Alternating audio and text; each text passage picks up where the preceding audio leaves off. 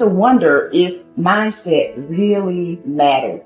I thought that success was all about talent and skill set, but I came to realize that someone who is great at what they do can quickly be bypassed by someone who is less talented but more confident. Remember this, confidence attracts, but unbelief repels.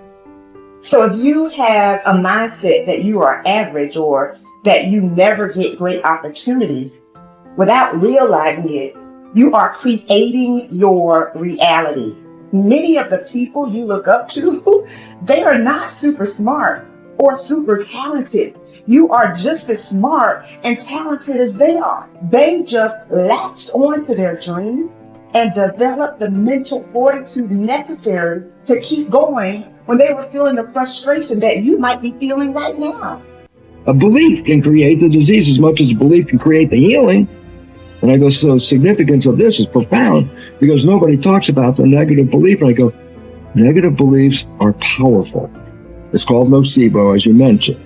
And as I said, they can cause any disease and they can kill you. Just because you believe you're going to die, you can die just from the belief. We always have to update our versions about reality because it's the only way that we adapt. Don't believe everything you've read or heard. It just may not be the truth. There's always a greater truth that you and I can begin to investigate. Surely someone in eternity has had similar problems as you and I, and they've gotten beyond it. Yes or no? So study that person. You want to be wealthy? Study wealthy people. Don't just have some panacea that you're just going to get wealthy. Read about wealthy people and find out that they lost everything and failed miserably 20, 50 times. But what they had as a characteristic, a quality in their personality is they were persistent and they kept changing and they kept forgiving and letting go of the past and kept going. And sooner or later they ran into it, and when they had all the money they wanted, it was never about the money. It was just about that they could prove to themselves that they can do it. Stop rationalizing. Stop making excuses. Stop giving yourself little watered down assessments of where you're really at. Tell yourself the truth. Are you making yourself better? Or are you making yourself worse? Are you moving forward or are you moving back? Anything that you have that you feel is a negative, it doesn't matter. Anything you feel it's a positive, it doesn't matter. We're still the ones that make the decisions and we're the ones that move the needle because no one's doing it for us. We want to change the world, we decide we're going to change it. We want to change the economy in our home, we have to decide. We want to change the amount of time we spend with family or live into our true purpose or be the woman or God or man God designed us to be. No one else is doing it for us. But what we can do is what you're doing. Gain capabilities from people who've already been there. Be a part of a group bigger than yourself. You already got the capabilities. You're already a part of a group bigger than yourself. You already got the support of this amazing family. I think true behavior change is identity change. And it's this shifting of your self-image, your beliefs, or the way you look at yourself. Because it's one thing to say that I want this, and something very different to say I am this. So people walk around with beliefs like that all the time. I'm not a language learner. I'm not good at math. I'm terrible with directions. I'm not good at remembering someone's name. Yeah. And once you have those type of, once you adopt that identity, it becomes very easy to just reinforce that over and over again.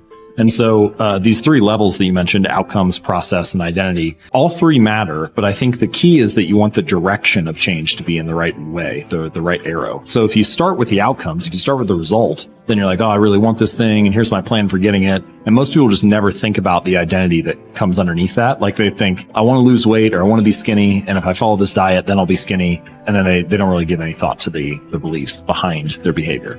But if you start the other way around, if you start at the identity, you say, all right, who's the type of person that could lose weight? Well, maybe it's the type of person who doesn't miss workouts. Then you start with that identity. You say, okay, I want to become the type of person who doesn't miss workouts. Here are the habits I need to build. And then whatever results come, just come naturally. So most people focus on the results and build a plan and let the identity come naturally, but that rarely works because their beliefs like conflict with your actions. But if you start with the identity and you build the habits to reinforce that, then the results just come on their own. You are quite capable, and I don't even know what you earn, but I do know this. You can turn your annual income into a monthly income. You're very capable of doing that. Now, you may think that I'm exaggerating. You can't exaggerate when you start talking about the potential of a human being. Stop and take a look at the way we communicate today. I remember when I was a kid when I saw the first television set.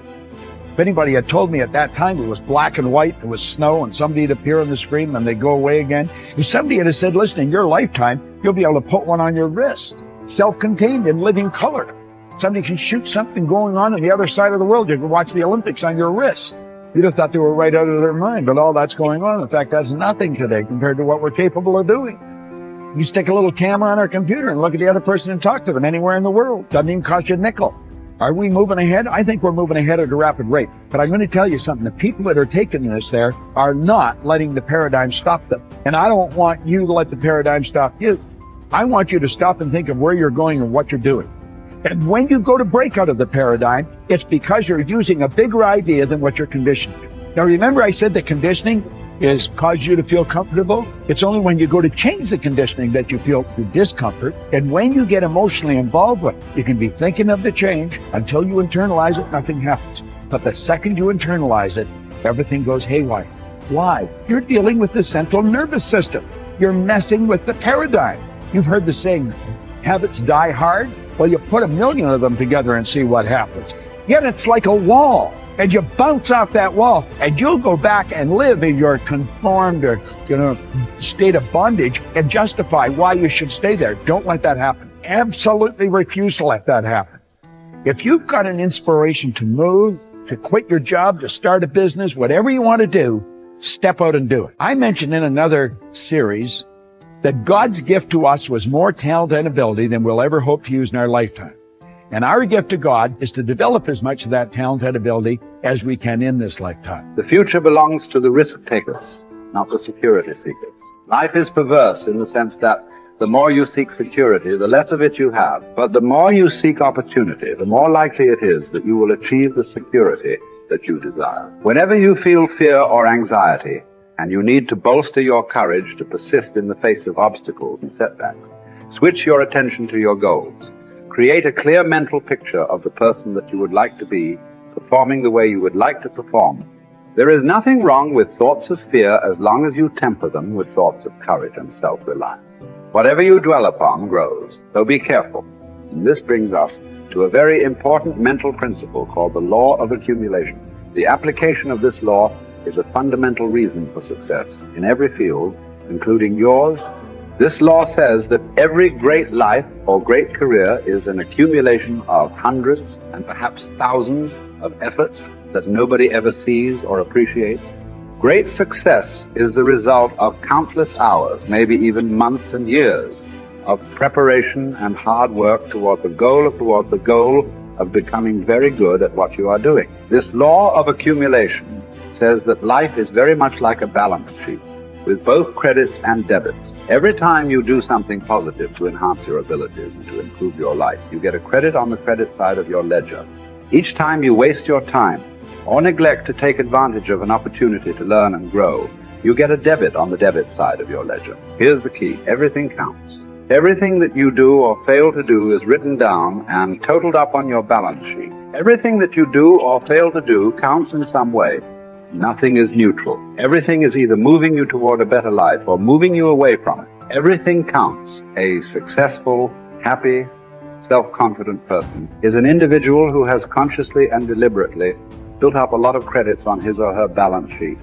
An unhappy, negative, or insecure person is a person who has a lot of debits on his or her balance sheet, because the only things that count are your actions. It seems that every positive and constructive action you engage in adds up and increases your levels of self-confidence and self-esteem. The law of incremental improvement, perhaps the most important corollary of the law of accumulation, is what is called the law of incremental improvement. This is really the law that explains how you move from wherever you are to the top of your field. This is the law that explains all great success in America or anywhere else in the world. This law simply states that a person becomes good at his or her chosen field by improving incrementally, continuously, over a long period of time.